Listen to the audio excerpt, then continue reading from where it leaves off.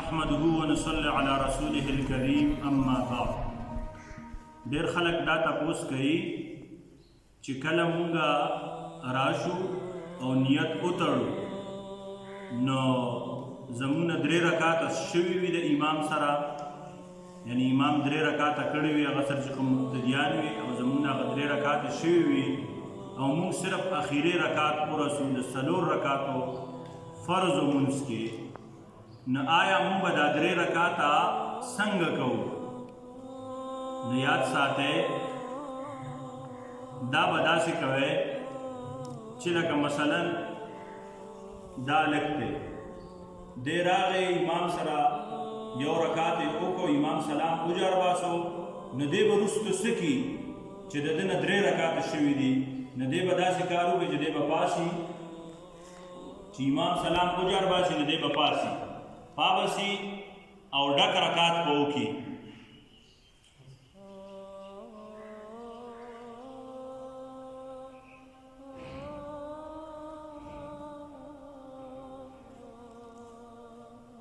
چې دی کله ډک رکعت وکړي نو دی به بیا کیني په تحیات باندې پاسي به نه،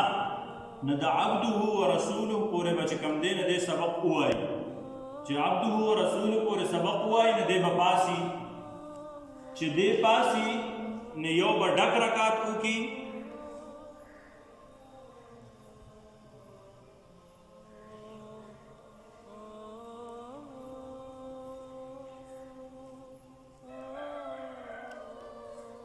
او بیا به پاسي سیده، نو ورسره به هغه تش رکعت چې کوم شوی دی نو هغه تش رکعت به وکړي. نو په دې طریقې سره چې کوم دی نو د ده دا مونځ یعنی د امام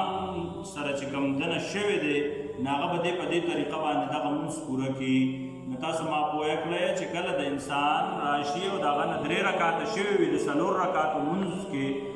فرضو کې، نو دی به چې کوم دی امام سلام وجار باسي، دی به پاسي ځان له به ډک رکعت وکړي، په تحیاتو به کیني، بیا به پاسي ډک رکعت وکړي او ورسره به بیا پاسي تش رکعت وکړي. په دې طریقې سره د ده چې کوم دی نو د 4 رکعتو فرض مونځ پوره شو. او دغه شان کو د چا نه یعنی د فرض مونځ چې کوم دی کله چې 2 رکعاته شوي وي نو آیا دی به دا 2 رکعاته باقي مانده څنګه کي؟ نو باقي مانده چې کله 2 رکعاته رسولي وي 2 ته شوي وي نو هغه به چې کوم دی نو سیده دی پاسي چې امام سلام وجار باسي نو دی به پاسي یو رکعت به وکړي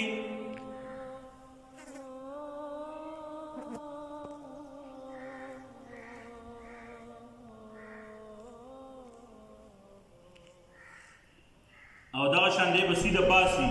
ځکه چې 2 رکعاته مې شوي دي نو دا 2یم رکعت به چې کوم دی نو هم دی پوره کړي او په دې ترتیب سره یعنې د ده نه 2 رکعاته شوي دي نو دی دا 2 رکعاته مونځ د ده په دې ترتیب سره پوره شو. انشاءالله په آینده بله ویډیو کې به بیا تاسو ته انشاءالله د ماښام د مونځ وایو چې د ماښام مونځ کې د چا نه رکعتونه شوي وي نو د هغې به څنګه انشاءالله څنګه به هغه مونځ ځان له بیا ادا کړي په هغه ترتیب سره انشاءالله تاسو ته به بیا مونږ مخې ته ووایو. دا ویډیو مخې ته شیر کړئ چې خلک یې وګوري، چې خلکو ته پته ولګي. اکثر د خلکو نه دا یېرېږي او دا طریقه ورله نه ورځي.